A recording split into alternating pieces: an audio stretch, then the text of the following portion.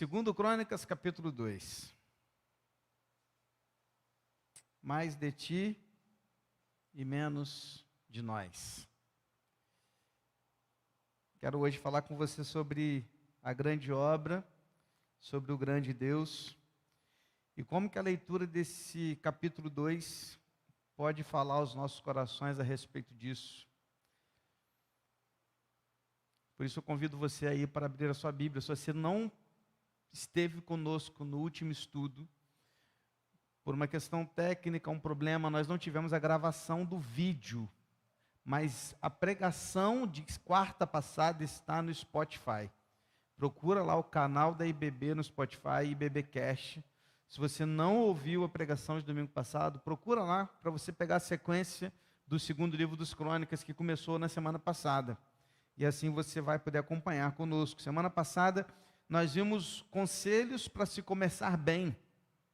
Foi muito legal porque falamos sobre conselhos que podem ser usados para liderança, para trabalho, para negócios, para vida, família, projetos, ministérios. E como que Deus ali nos deu alguns conselhos tão legais a respeito de como começar bem. E se você não ouviu, não vou te falar. Eu até anotei aqui para falar, mas não vou te lembrar. Você vai ter que ouvir lá. Procura lá para você ouvir os conselhos sobre como começar bem. 5 conselhos. 5 conselhos. Pra você ter ideia, dentro desses 5 conselhos, teve um momento que eu coloquei 3 princípios. Vou falar só dos 3 princípios. 3 princípios para você começar bem. Memória, gratidão e honra. 3 princípios. Memória, lembre-se daquilo que Deus já fez, de onde você saiu, do que Ele tem te dado. Gratidão, seja grato a Deus em tudo e as pessoas que estão ao seu redor. E honra, honre as pessoas que Deus tem usado para servir a sua vida. Lembra da honra? A diferença de honra e bajulação? Bajulação é quando você faz querendo algo em troca. Honra é quando você faz para agradar a Deus. Honra, memória e gratidão. 3 princípios, mas só esses que eu vou te falar. Tem 5 conselhos lá para você começar bem.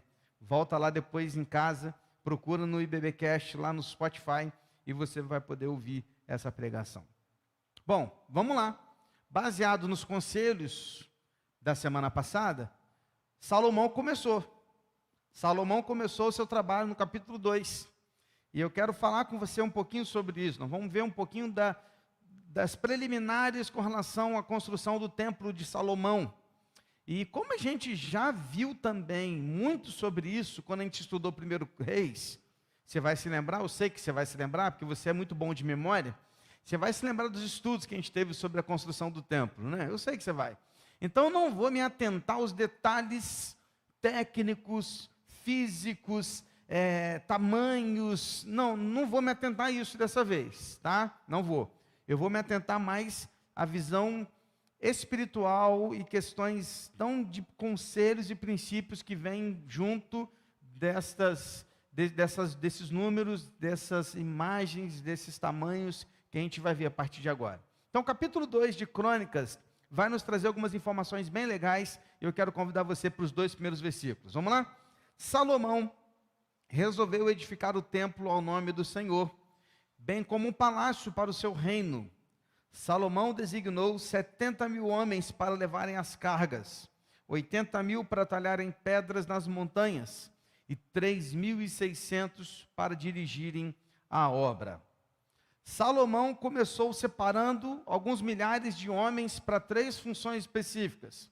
70.000 homens foram usados para levar carga, 80.000 para talhar pedra na montanha e 3.600 para dirigir a obra.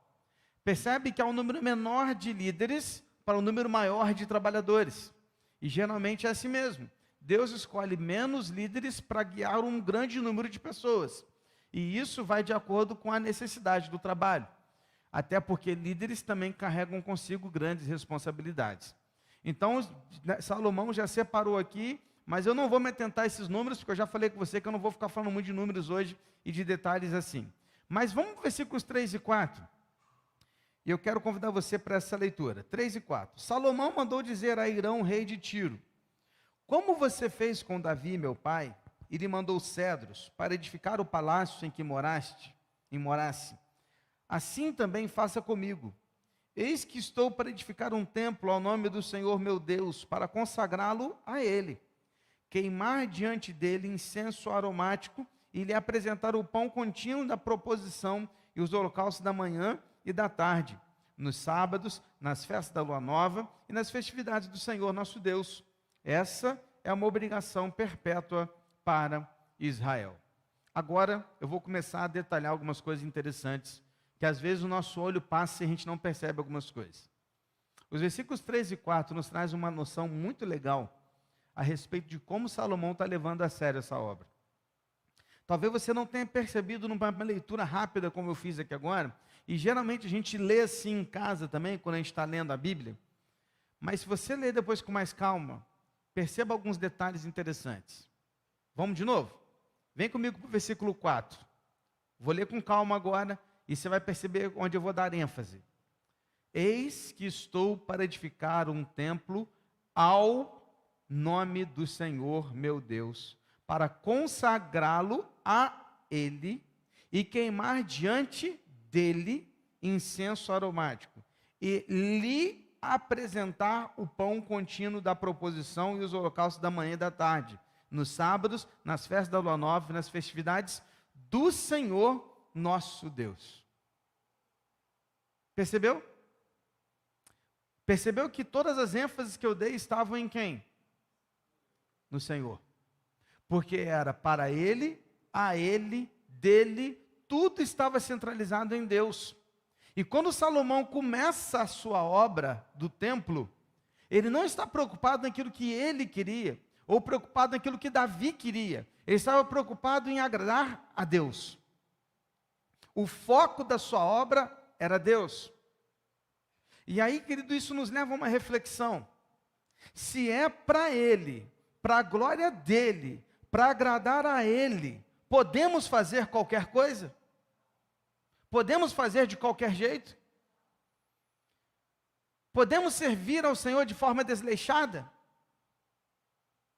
Perceba, meu irmão, minha irmã, olhe para essa situação e veja que Salomão, ele está preocupado em fazer o melhor templo, não para a sua glória, mas porque o Senhor para o qual ele estava construindo era muito grande, imensurável. Então, quando ele olha para Deus, ele olha para o Senhor, ele entende que o que ele estava fazendo é para Deus. Querido, presta atenção, não podemos fazer para Deus de qualquer jeito. Não podemos servir ao Senhor nos nossos ministérios, nas nossas funções, nos nossos departamentos, de qualquer maneira. E aí eu vou um pouco mais fundo e mais profundo, porque aqui quando eu trago o contexto de igreja, você talvez esteja se perguntando e pensando só em igreja, e falando assim, realmente, quando eu vier servir a Deus, eu vou vir fazer o meu melhor. Mas eu pergunto a você e vou mais profundo, o que fazemos na vida que não é para Deus, queridos? Quando você está limpando a sua casa, você não está limpando a sua casa para o seu bel prazer, não. Você está limpando para Deus. Quando você está indo para o seu trabalho, você não está indo para o seu trabalho para ganhar o seu dinheiro, não, você está indo para Deus. Quando você começa um relacionamento visando o casamento, ou quando você está num casamento, você não está fazendo aquilo ali para você mesmo, mas para Deus. Então eu me pergunto, e eu pergunto a você, temos convicção de que tudo que a gente faz é espiritual? Temos convicção, queridos, disso? Estava dando agora, né, eu tenho feito sempre isso, eu sempre dou cursos de noivos para quem vai se casar, e um dos temas é relacionamento sexual. Falamos sobre sexo. E quando conversamos sobre sexo, a primeira coisa que eu falo para eles é, sexo é espiritual. Sexo é tão santo quanto a oração que você faz ao Senhor. Às vezes a gente tem uma noção de que há coisas separadas na vida. E quando a gente vai orar ou fazer pedido de oração, a gente geralmente faz assim. Eu peço pela minha vida espiritual, pela minha vida material, pela minha vida profissional, pela minha vida relacional. Eu falei, ué, como assim? É gato? Tem 7 vidas? Tem um monte de vidas separadas, compartimentos. Tudo é espiritual, querido. Tudo é espiritual. Então, quando eu entendo que tudo que eu faço está baseado e voltado para Deus, eu pergunto, será que eu estou agradando a Deus com aquilo que eu faço? Será que Deus está feliz com a maneira com que eu limpo a minha casa? Será que Deus está feliz com a maneira com que eu trato a minha esposa? Será que Deus está feliz com a maneira como eu assisto televisão? Será que Deus está feliz com a maneira como eu olho minhas redes sociais? Cara, que loucura, né? Porque tudo é para Deus. E meu irmão, se vamos fazer, devemos fazer o melhor para Deus. O melhor. Não me venha com mazelas e com qualquer coisa para o Senhor. Precisamos dar o nosso melhor a Deus. Estamos juntos? Amém? Capítulo 2, o texto continua. Os versículos 5 e 6, para mim, são os centrais desse capítulo. Se você pudesse marcar esses versículos, se você pudesse circular, anotar no celular, assim, marcar e mandar para o seu WhatsApp, porque esses 2 versículos são centrais no capítulo 2. Olha só o que eles dizem. O templo que edificarei será grande, porque o nosso Deus é maior do que todos os deuses. No entanto, quem seria capaz de lhe edificar um templo, visto que os céus e até o céu dos céus não podem conter? E quem sou eu para lhe edificar um templo, a não ser para queimar incenso diante dele? Vamos separar as frases. Primeira frase. O templo que edificarei será grande, porque o nosso Deus é maior do que todos os deuses. Salomão faz uma jogada de palavras aqui no hebraico, que traz uma ideia muito interessante desse texto e demonstra a grandeza do nosso Deus. O que ele está dizendo aqui, gente? O templo que edificarei será grande. Essa palavra grande no hebraico traz uma ideia de notável, de fora do comum em grau, magnitude e efeito. Não é grande assim no sentido grande que eu posso medir. É grande que excede o meu entendimento. É isso que está dizendo o texto. A palavra hebraica que é essa. É grande no sentido do universo. Quando você pensa assim, o universo é grande. Você consegue medir o universo assim? Não, não dá. Não dá. Embora a gente saiba que ele possa ser medido, porque não há nada eterno, só Deus é eterno. Só Deus é infinito, só Deus é imensurável. Mas grande nesse sentido, de notável, além do comum. Então o que Salomão está dizendo? Eu vou construir um templo além do comum. Eu vou construir um templo nunca visto antes na história. Eu vou construir o melhor templo que eu posso. Por que ele tem que construir o melhor templo que ele pode? Olha o texto continuando. Porque o nosso Deus é maior do que todos os outros deuses. Essa palavra maior no hebraico é a mesma palavra para grande do templo. É a mesma palavra. Grande, templo, Deus grande. É a mesma palavra. E aí ele está dizendo o seguinte: eu vou edificar um templo notável, porque o meu Deus é notável. Ele é imensurável, fora do comum em grau, magnitude e efeito. E ele usa aqui uma jogada de palavras, porque ele usa Elohim, Deus, é grande, maior, a mesma palavra que os Elohim, outros deuses. Elohim aqui ele usa 2 vezes, porque Elohim no hebraico significa Deus na pluralidade. Elohim, o in no hebraico é como se fosse o nosso S no português. Quando a gente coloca um S no final, geralmente é plural, não é assim? Deuses, templos, muitos, plural. O plural do hebraico é o in. Então, quando ele fala Elohim, Deus, ele está dizendo Deus é trino, trindade. Por isso ele usa Elohim para Deus. Mas Elohim também pode ser usado para deuses. Então ele está dizendo, olha só o jogo de palavras. Grande, Elohim, maior que os Elohims. A jogada de palavras aqui é uma poesia que Salomão usa no hebraico. E ele está usando isso aqui para dizer o seguinte: eu vou fazer o melhor templo que eu puder, porque eu vou fazer para o maior Deus que eu sirvo, porque ele é maior que qualquer outros deuses dos outros povos, e ele é incomparável. O que ele está dizendo é que é muito maior do que ele possa imaginar. O templo seria a maior construção que ele poderia fazer, porque o templo refletiria a supremacia do Deus de Israel. Presta atenção agora. Se o nosso Deus é grande, não podemos oferecer a Ele nada menor do que o melhor que nós podemos fazer. Fez sentido? Fez sentido?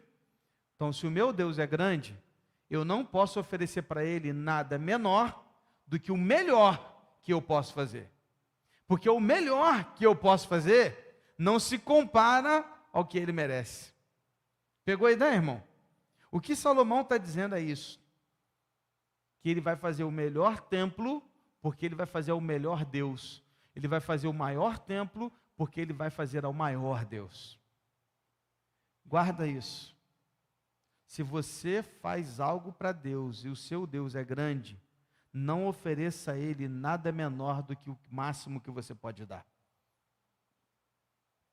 Não duvide de um Deus que pode realizar nossos sonhos como igreja, porque Ele tem interesse em mostrar a sua glória.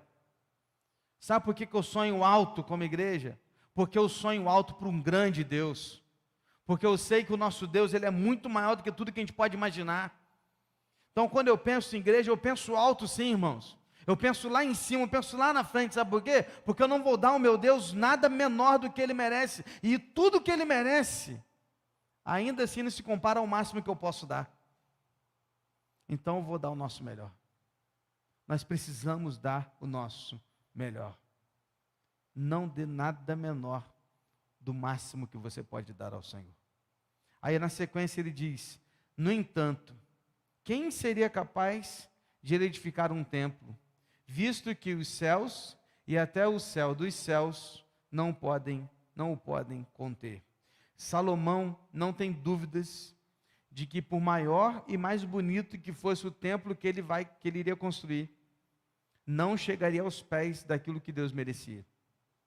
Ninguém pode construir um templo comparável ao Senhor, porque Deus é transcendente, ou seja, Ele transcende a raça humana, Ele transcende os nossos pensamentos, Ele está além daquilo que a gente pode imaginar. Então nenhum de nós pode construir ou dar algo a Deus que possa igualar-se a Deus. Por isso nos 10 mandamentos está escrito que eu não posso fazer imagem nenhuma comparada a Deus, porque não há nenhuma imagem que se compare a Deus, porque Deus é transcendente. Então o que Salomão está dizendo é o seguinte: mesmo sabendo que eu vou fazer um grande templo, eu sei que esse grande templo não se compara ao que o Senhor merece, porque o Senhor é muito além do que eu posso imaginar. Deus é incomparável, e Deus compartilha conosco vestígios da sua glória. Já viu quando a pessoa assim está fazendo trabalho com lixadeira, com solda, e aí vai respingando assim? Já viu aquelas faíscas que vão respingando? A gente só vê essas faíscas da glória de Deus, porque a glória, ela é imensamente maior do que tudo que nós podemos pensar. O que o Salomão está dizendo aqui, queridos, é que não há outro como o nosso Deus, e jamais poderíamos fazer algo que se compare à majestade e à beleza do nosso Deus. Salomão usa uma figura de linguagem que a gente conhece como hipérbole. Por isso ele repete as palavras, ele está exagerando. Ele está dizendo assim: olha, nem o céu e nem o céu dos céus pode conter o Senhor.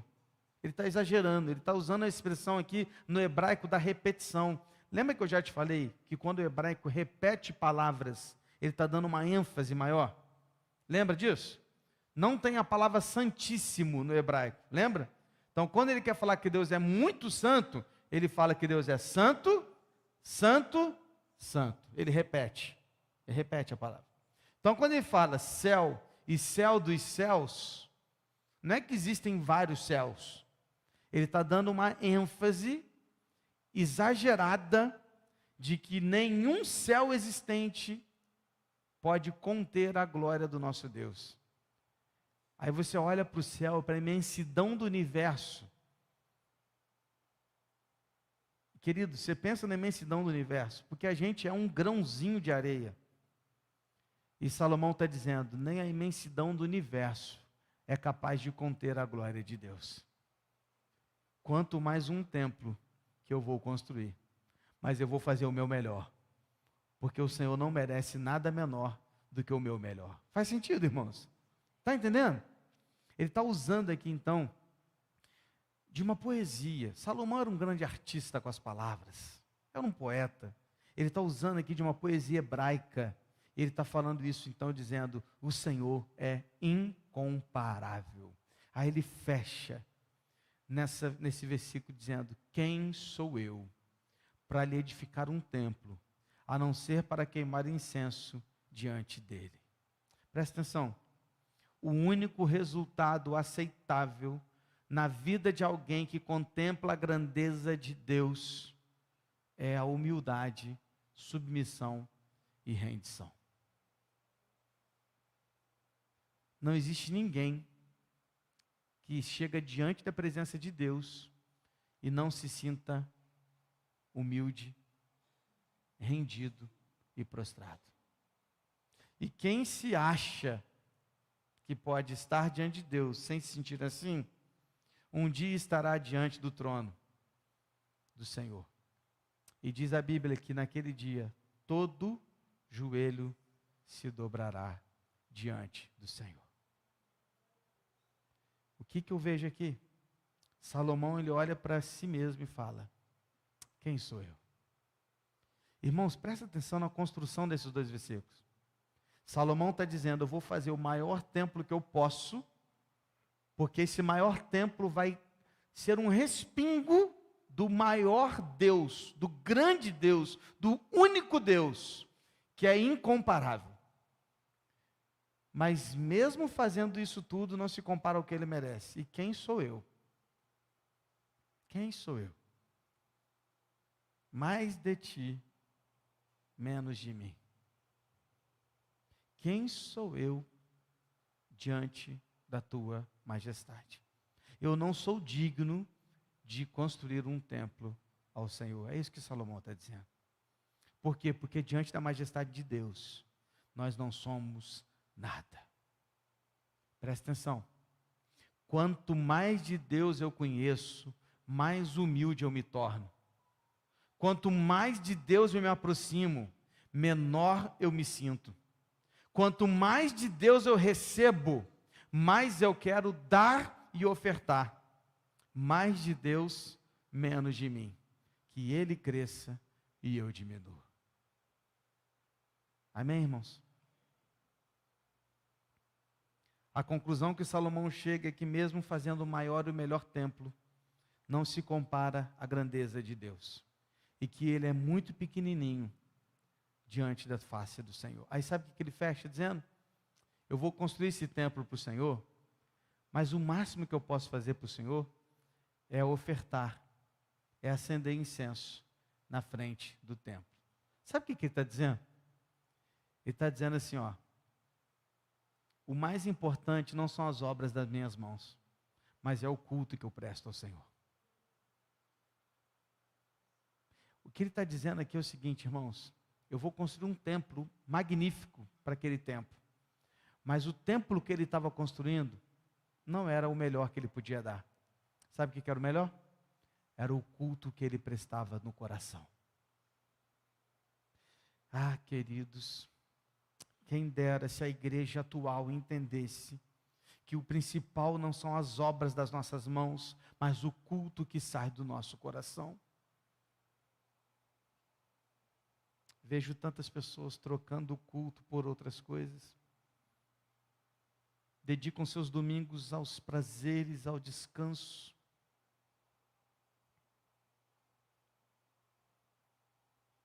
se dizem crentes, mas não se alegram em adorar o Senhor de forma pública. Estão prontos a julgar, criticar, murmurar e reclamar, mas passam longe do prostrar, ofertar, cultuar e adorar. Quem sou eu? Quem somos nós? Quem dera se um dia a gente entendesse que mais que o fruto das obras das nossas mãos, Deus está preocupado com o fruto do nosso coração. Salomão entendia isso naquela hora. Ele diz: quem sou eu? Diante desse templo tão maravilhoso, a única coisa que eu posso te dar é o meu culto, é a minha adoração. O que você está dando ao Senhor? O que nós estamos dando ao Senhor? O que estamos fazendo com a nossa vida? Versículos de 7 a 10, o texto continua dizendo assim: portanto, mande-me agora um homem que saiba trabalhar em ouro, em prata, em bronze, em ferro, em obras de púrpura, de carmesim, de pano azul, que saiba fazer obras de entalhe, juntamente com os peritos que estão comigo em Judá e Jerusalém, os quais Davi, meu pai, contratou. Mande-me também madeiras de cedro, ciprestes, sândalo do Líbano, porque bem sei que os seus servos sabem cortar madeira do Líbano. Eis que meus servos estarão com os seus servos, para me prepararem muita madeira, porque o templo que edificarei será grande e maravilhoso. Aos seus servos cortadores de madeira darei 2.000 toneladas de trigo batido, 2.000 toneladas de cevado, 400.000 litros de vinho e 400.000 litros de azeite. Para um pouquinho, só para você entender, isso aqui faz parte de uma carta que Salomão mandou ao rei Hirão, tá? Inclusive o que a gente acabou de ler sobre essa adoração toda. Então presta atenção, Salomão escreveu uma carta e mandou para Hirão. Quem era Hirão? Era um rei de outro povo, Tiro, que era amigo de Davi. Ou seja, era um rei que não pertencia a Israel, não fazia parte de Israel, mas ele era parceiro de Salomão, porque antes ele foi parceiro de Davi. Estamos juntos? Não vou falar dos pormenores, lembra que eu combinei com você? Não vou falar daqui do ouro, da prata e tal, não. Isso a gente já falou em outros momentos, vamos deixar para outra hora. Mas vamos continuar, versículos 11 e 12. Hirão, rei de Tiro, respondeu por uma carta que enviou a Salomão, dizendo: o Senhor Deus ama o seu povo, e por isso ele o constituiu rei sobre esse povo. Hirão também disse: bendito seja o Senhor, Deus de Israel, que fez os céus e a terra, que deu ao rei Davi um filho sábio, dotado de prudência e entendimento, que edifica um templo ao Senhor e um palácio para o seu próprio reino. Para um pouquinho aqui. O que a gente acabou de ler foi a resposta da carta de um rei. Presta atenção. Ó, lado de cá do púlpito, Israel, Salomão, Davi, povo que adora a Deus. Estamos juntos? Lado de cá do púlpito, Tiro, outro povo, outra religião, não sabem quem é Deus. Tem um rei aqui, o rei Hirão manda uma carta para o rei Salomão. Na carta que chega para o rei Salomão, diz assim: o Senhor Deus ama o seu povo. Para, como assim? Um rei ímpio, que não conhece a Deus, não sabe quem é Israel, não sabe entre aspas. Querido, uma coisa muito interessante aqui, que ele chama Deus aqui do tetragrama sagrado. Ele usa as 4 letras do hebraico, que a gente não sabe pronunciar, porque o judeu parou de falar o nome de Deus, com medo de tomar o nome de Deus em vão. Então a gente não sabe a pronúncia. É a pronúncia que a gente chama de Javé, Jeová, Yavé, mas são todas ideias de como pode ser essa expressão. Nós não sabemos. Mas o rei Hirão chamou o nosso Deus pelo nome conhecido desde Moisés. Você está entendendo o que é isso? Ele o chamou pelo nome que só o israelita conhecia. Só o israelita conhecia. Hirão conhecia o Deus de Israel. Ele tinha intimidade com o Deus de Israel e o chamava pelo nome. Porque ninguém chama outra pessoa pelo nome que ele tem de verdade, se não o conhece. Mas ele o conhecia pelo nome. Hirão tinha intimidade, ele conhecia o Senhor, o nosso Deus. Como assim, pastor? Ele era amigo de Davi, e com certeza no seu relacionamento com Davi, ele conheceu o Senhor. Quantas pessoas conheceram o Senhor a partir de um relacionamento contigo, querido? Quantas? O rei Hirão conheceu o Senhor a partir de um relacionamento que ele tinha com Davi, e ele o conhecia pelo nome. Eu fico me perguntando, quantas pessoas passaram a conhecer o nosso Deus da maneira como nós conhecemos a partir de um relacionamento nosso com essa pessoa? Quantas? Você pode listar? Se eu pedisse para você trazer para mim na quarta-feira que vem como um dever de casa, liste para mim quantas pessoas conheceram Jesus através da sua vida. Você conseguiria trazer para mim? Você conseguiria listar algumas pessoas? Não estou falando daquela que você entregou um folheto, a pessoa veio por causa do folheto, não. Estou falando de um relacionamento, que a pessoa viu na sua vida Jesus e quis te imitar. Estou falando desse tipo. Você consegue? Perceba que Davi ganhou esse homem para o nosso Deus a partir do seu relacionamento. E ele o chamava pelo nome. O Senhor Deus ama o seu povo, porque ele o constituiu rei sobre Israel. Agora olha o versículo 12, queridos. Vamos ler de novo. Eu quero destacar aqui cada expressão. Hirão também disse, primeira coisa que ele disse, bendito seja o Senhor. Primeira coisa, ele o adora com as suas palavras. Bendito seja o Senhor. Ele usa de novo o tetragrama sagrado. De novo ele usa a expressão Javé, aqui nesse texto. Aí ele fala de novo, Deus de Israel. Agora ele usa a palavra Elohim, outro termo. Deus de Israel, ele o identifica e deixa claro que ele sabe de quem ele está falando. Ele não está falando assim, é desse Deus aí, não, ele está falando ele sabe de quem que ele está falando. Eu estou falando do Deus de Israel, ele sabe. Aí ele continua, pois fez os céus e a terra. Agora ele destaca o poder de Deus. Ou seja, ele diz que o Senhor é criador, aquele que fez tudo do nada.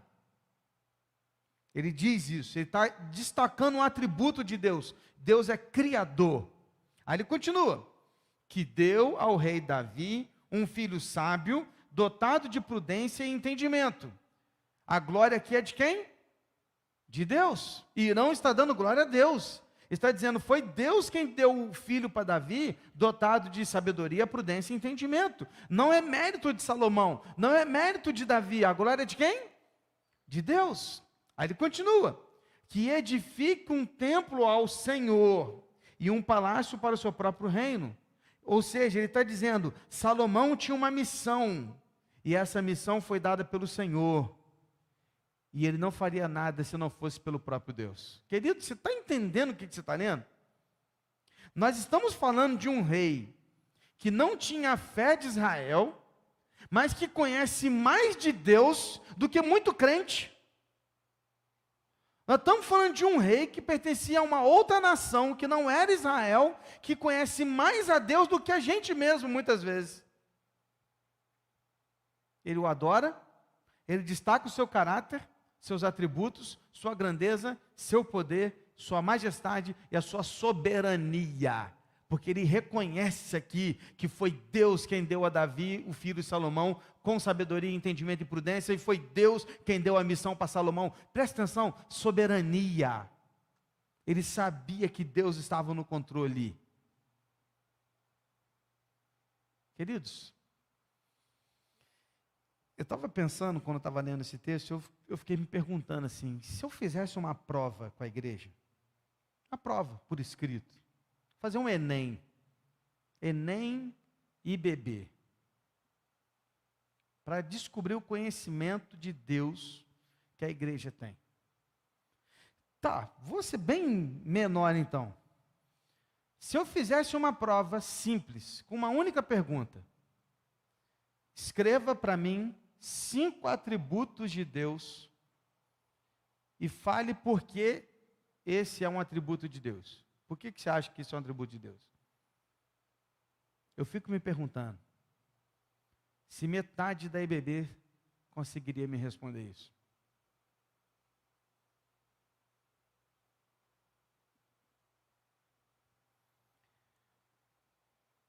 E aí eu tendo a pensar assim, é porque você está errado, pastor Ares, porque você não está ensinando direito. Porque você deveria estar ensinando melhor o povo. Porque você está há 10 anos aí e talvez esse povo não saiba ainda isso. Eu fico me perguntando, talvez seja a razão, aliás, sim. Mas ao mesmo tempo também me vem à mente a seguinte questão. Nem tudo é por falta do ensino, mas muitas vezes pela falta do interesse de se aprender. Porque às vezes a gente tem a tendência de culpar o professor. Enquanto que muitas vezes o problema está no desinteresse que temos em conhecer a Deus. Falta de foco. E uma falsa sensação de que está tudo bem hoje em dia ser um cristão medíocre. Hoje em dia é assim mesmo, ninguém tem tempo para ler a Bíblia. Ontem, fui a Vargem Alegre sepultar uma senhora que faleceu na manhã de ontem, com 95 anos de vida, diaconisa Dirce de la Puente Machado. Talvez alguns mais antigos, ou até das mulheres mais antigas, conheçam essa irmã.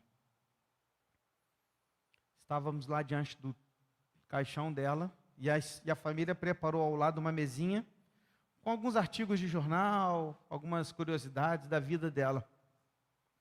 Aí eu logo bati o olho num certificado da SBB. E o certificado da Sociedade Bíblica do Brasil estava assim: certificamos e parabenizamos a irmã Dirce por ter lido a Bíblia 88 vezes. 88 vezes. 75 anos de cristã. Embora 95 anos de vida, mas ela só tinha 75 anos de cristã. Ou seja, se em 75 anos de cristã ela leu a Bíblia 88 vezes, significa que ela leu mais que uma vez por ano. Concorda comigo?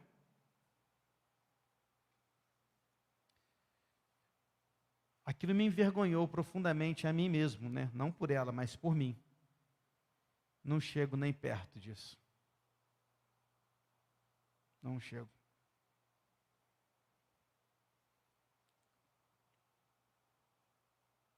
E eu me pergunto, queridos, aonde está o povo de Deus que quer conhecer sobre Deus? Meu irmão, leva mal não, mas a gente é muito sem vergonha. Desculpa da palavra. Cara, a gente é muito sem vergonha. A gente lê versículos que passam no nosso feed de notícias do Instagram, mas a gente não consegue ler um capítulo da Bíblia por dia. A gente não rabisca, a gente não circula, a gente não marca. E aí eu olho para um texto como esse, e desculpa te dizer isso, mas talvez esse rei aqui, ímpio, conhecesse mais de Deus que a gente. Isso é uma vergonha para a gente. Essa semana completaram-se 22 anos do atentado às Torres Gêmeas, lá em Nova York, 11 de setembro de 2001. 2 aviões, bateram lá nas Torres Gêmeas e as derrubaram. E alguém essa semana lembrou que quando isso aconteceu, a filha de Billy Graham foi levada a um programa de televisão e, dentre tantas questões, uma pergunta lhe foi feita. E a pergunta foi: onde Deus estava quando as Torres Gêmeas caíram? Onde Deus estava quando o povo americano sofria isso? Onde Deus estava quando um país cristão sofria isso? E dentre tantas respostas, vou ser bem resumido, não vou falar tudo porque é um texto bem grande. Ela respondeu: Deus estava no mesmo lugar em que Ele estava quando nós decidimos tirar a Bíblia das escolas. Deus estava no mesmo lugar em que Ele estava quando escolhemos liberar as drogas. Deus estava no mesmo lugar em que Ele estava quando decidimos dizer tudo bem para o aborto. Deus estava no mesmo lugar em que Ele estava quando autorizamos o casamento homossexual. Aí ela diz assim: nós expulsamos Deus do país e agora queremos saber cadê Ele?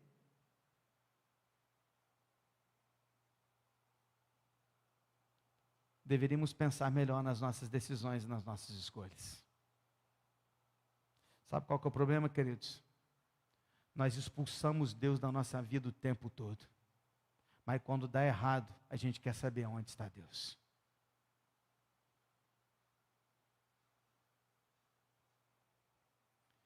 Esse rei sabia onde estava Deus. E esse rei nem era de Israel. Onde Deus está na sua vida?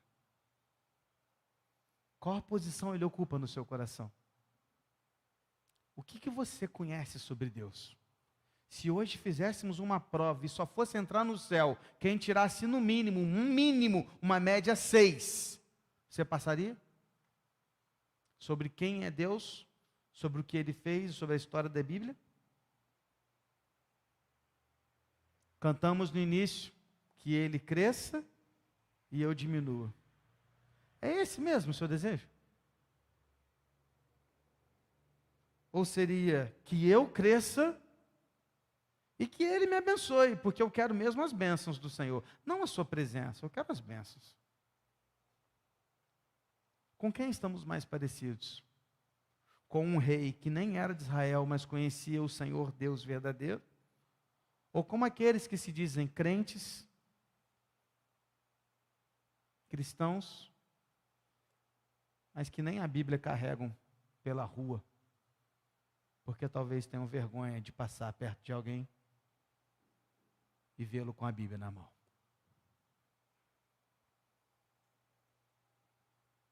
Qual é a posição do Senhor na sua vida? Feche seus olhos, querido. Quero terminar aqui nessa noite fazendo essa reflexão com você. Sabe, meu irmão, Deus quer fazer uma grande obra neste lugar. Deus quer fazer um avivamento na palavra. A obra dele é grandiosa, porque ele é grandioso, mas estamos entendendo isso? Será que como igreja estamos nos preparando para isso? Precisamos nos humilhar, nos render, nos prostrar diante do Senhor, deixar que Ele seja visto, que a glória dEle tome o lugar nos nossos corações e nas nossas vidas. Chegou a hora de olhar para frente e buscar em Deus a sua vontade.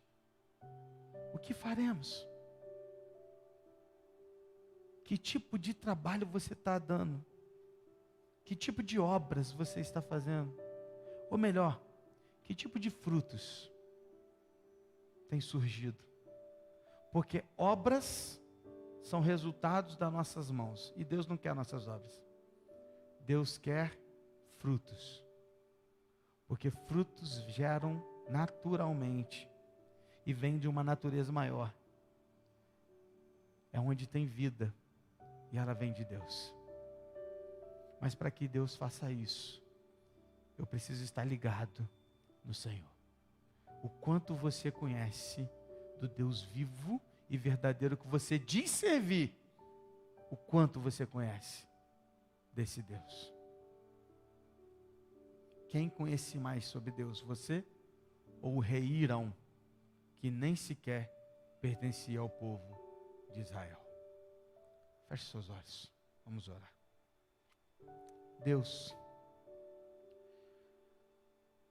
Pai, às vezes a gente fica envergonhado.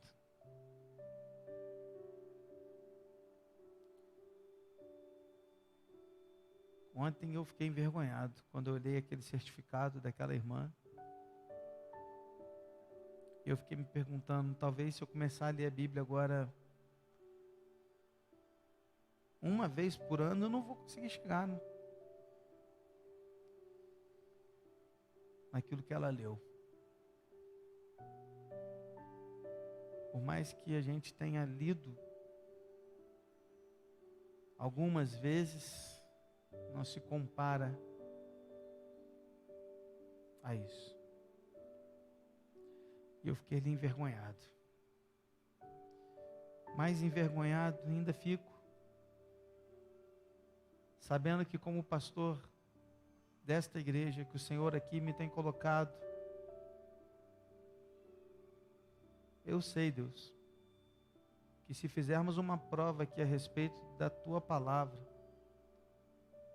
nem a metade passaria da média.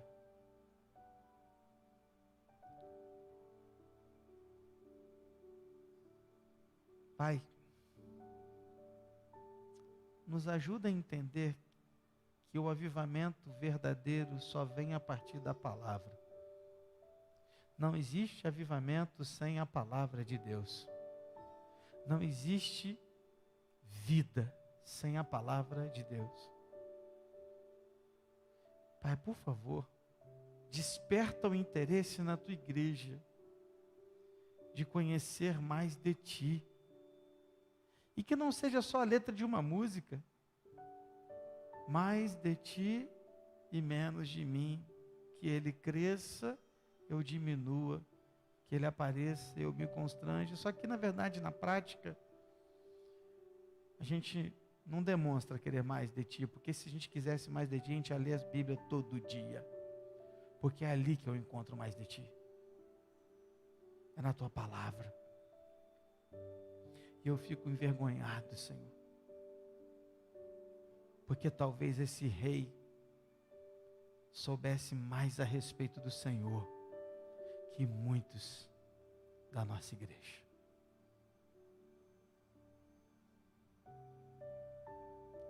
Pai, por favor, desperta em nós o interesse da tua palavra.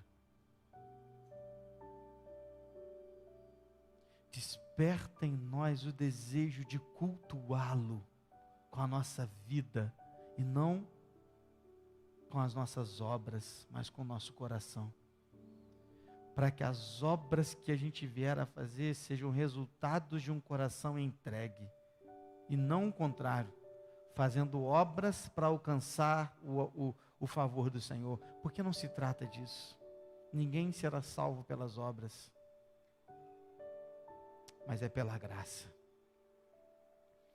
Pai, frutifica nas nossas vidas. Se hoje os irmãos que aqui estão e aqueles que ouvirem essa palavra pela internet, sendo alcançados por esta palavra, mudarem a prática de vida a partir de hoje, Deus, eu já estou muito agradecido. Se quem não lia a Bíblia começar a ler a partir de amanhã um capítulo, já vou ficar muito feliz. Se quem lia um capítulo amanhã começar a ler 2, já vou ficar muito feliz. Se quem não conhecia a respeito do Senhor e a partir de amanhã começar a desenvolver esse interesse para conhecer mais e mais, eu já vou ficar muito grato. Porque quem sou eu? Como disse Salomão, digo eu, quem sou eu? Se a única coisa que eu posso te dar é o meu culto, do meu coração. Que a tua igreja entenda isso.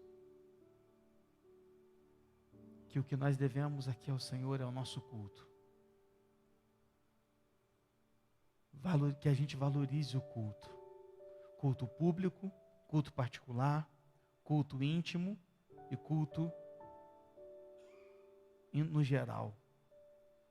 Que o nosso culto seja todo para o Senhor. E quando a gente fizer algo para ti, que não seja menos do que o melhor que a gente possa te dar. Porque o Senhor não merece qualquer coisa. Perdoa a gente por tantas vezes te dar qualquer coisa. Perdoa, Deus, o teu povo. Perdoa a tua igreja, perdoa a Betânia. Por tantas vezes a gente dá ao Senhor qualquer coisa. Qualquer tempo. Dar o resto Perdoa, Senhor. Perdoa. Por favor, me perdoa. Perdoa a tua igreja. Por tantas vezes não dar o melhor para o Senhor. Ajuda-nos. Para que a gente entenda isso. E a partir de hoje, a gente dê o melhor. Por favor. E agora, que o amor de Deus, o Pai, a graça salvadora do nosso Senhor e Salvador Jesus Cristo, a comunhão e a consolação do Santo Espírito de Deus, esteja presente com todo o povo de Deus na face da terra, mas em particular, Deus, com o teu povo aqui neste lugar, que vai sair daqui sedento da tua palavra, agora e para todo sempre. Amém, Senhor. Que Deus nos traga misericórdia, graça e a sua bênção. Amém? Que Deus abençoe, irmãos. Estamos despedindo dessa noite.